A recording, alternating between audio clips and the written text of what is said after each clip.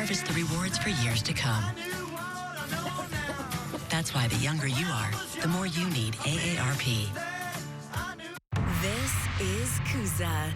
Experience the art of spectacular. Live under the big top.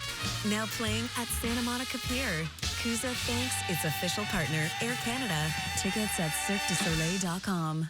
The best deals of the year are just a click away during Cyber Week at Living Spaces, where you can shop online at livingspaces.com or in store.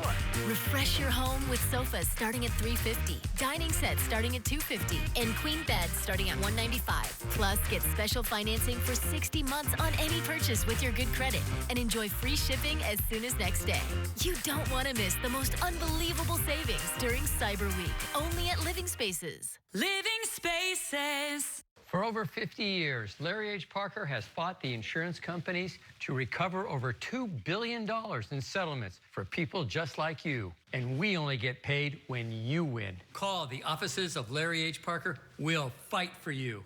Are you house rich but cash poor, drowning in credit card debt, and maybe have some credit dings because of that debt? Then go to theloanexchange.com or call 833-436-8800 to see if your home equity line of credit will lower your monthly payments by paying off those cards. Clippers T-Wolves on KTLA 5. Watch the Chevy Silverado halftime report during the game for a code word. Then enter at KTLA.com/win for your chance to win tickets to a future Clippers matchup. Clippers T-Wolves. Watch to win. If you think you can find another $5 breakfast meal served all day with something savory like my bacon breakfast jack and something sweet like my fluffy French toast sticks, you thought wrong. But that's okay. I'll still let you have mine.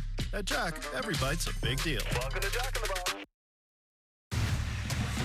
Good morning. I'm Frank Buckley. Top airline executives facing tough questioning on Capitol Hill this morning. A Senate panel accusing them of charging junk fees to generate billions in revenue. We'll have the latest from Washington. And good morning, I'm Annie Rose Ramos. President-elect Donald Trump may be losing another one of his provocative cabinet picks. Will former Fox News anchor Pete Hegseth run the Pentagon? Trump's pick now in peril amid new allegations. We'll explain coming up. Hi, good morning. I'm Jacqueline Sarkeesian live from downtown, where city council members are expected to vote and approve declaring the city of Los Angeles a sanctuary city. With all the details coming up in a live report. Good morning, I'm Jessica Holmes. Yelp names the best new restaurants in the country, and a couple of them are right here in Southern California. We'll tell you which ones. Good morning, I'm Andy Riesmeyer. Coming up in entertainment, today is Spotify Wrapped Day, the secret messages that some of the stars are sending their listeners, plus an invisible rafter. What is it? The stars of the movie here to talk all about it. That's coming up.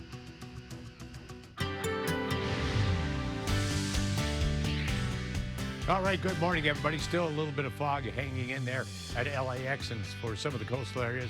But from the valleys and other areas, it's mostly clear skies, and it will become clear skies as the morning and the afternoon move along.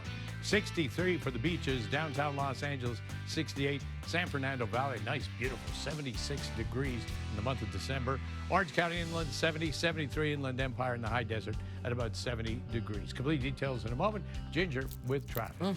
Yeah, they'll have some traffic to speak of course, like if your plans take you onto this 215. So we know that can be one of those busy spots. I'm just searching for my clicker. Oh, it's right here. 215, the northbound side.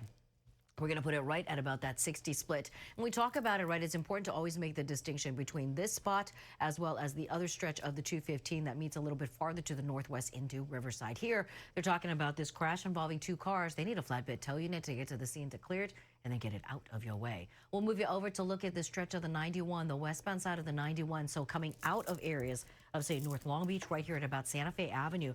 We're saying this type involves maybe as many as 4 cars, excuse me, with a little slowing that is already starting. So for the westbound side here, I still feel like Artesia Boulevard is an okay stretch to take. But look at that eastbound side. You're definitely going to need Artesia.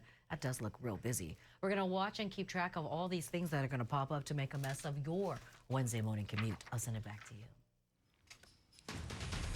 President-elect Trump's nominee for defense secretary facing increased scrutiny this morning after a new report surfaced about his alleged drinking. NBC News reporting that Pete Hegseth showed up to Fox News, where he used to work, smelling of alcohol several times. KTLA's Annie Rose Ramos, live in the newsroom with more for us. Annie Rose, good morning. Hi, Frank. Good morning to you. Yeah, President-elect Donald Trump now in danger of losing another provocative cabinet pick. Pete Hegseth, the veteran turned Fox News host, his nomination now on the ropes. Hegseth making the rounds on Capitol Hill Tuesday, meeting one-on-one with Republican senators whose votes he needs to be the next Secretary of Defense. We're going to meet with every senator that wants to meet with us across the board, and we welcome their advice as we go through the advice and counsel process. How did things? Hegseth walking through the hills of Capitol Hill, hand in hand with his wife yesterday, saying he will speak with anyone willing to hear his side of the story amid new allegations of sexual assault, alcohol abuse, and financial mismanagement. The New Yorker magazine highlighting a whistleblower report from the time Pete Hegseth was at the helm of 2 veterans groups.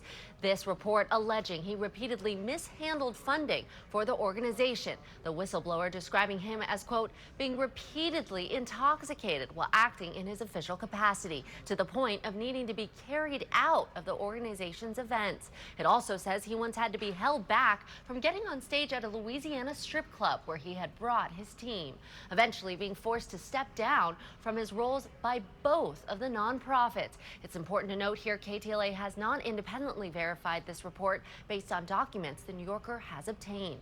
Now, we're also seeing a recent New York Times report showing an email from Hegseth's mother saying he mistreated women. But this morning on Fox News, she says she sent an apology email 2 hours after her original email, insisting her son is a good father and husband. Why did you write that email in 2018? Right. Well, what was going on? Right. Let's go back 7 years, which if we all went back 7 years, we would see that maybe we were not the people we are today. But they were going through, Pete and his wife at the time were going through a very difficult divorce. It was a very emotional time, and I'm sure many of you across the country understand how difficult divorce is on a family. There's emotions. We say things, and I wrote that in haste.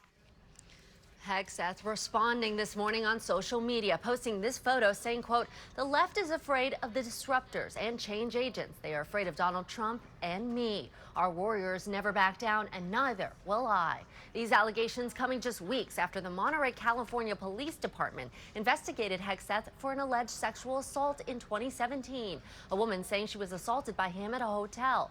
Hegseth denying all of this. He said the whole thing was consensual, but he did say he made a cash payment to this woman, a settlement to keep this story from going public.